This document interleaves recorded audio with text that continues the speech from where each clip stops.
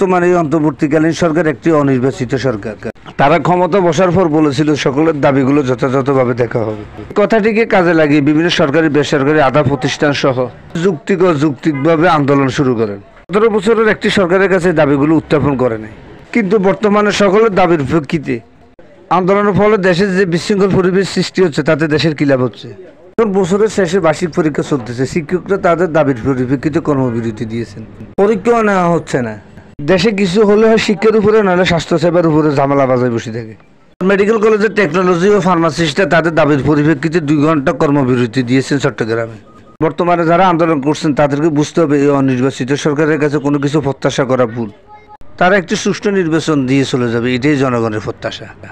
তারা জনগণের ভাষা বুঝে না, তাদের রাষ্ট্র পরিচালনার কোনো অভিজ্ঞতা নেই। তাই এই অন্তর্বর্তীকালীন সরকারের উচিত জনগণের প্রত্যাশা অনুযায়ী দ্রুত নির্বাচন দিয়ে দায়িত্ব হস্তান্তর করা। জনগণ এখন সার্বিকভাবে ক্ষতিগ্রস্ত।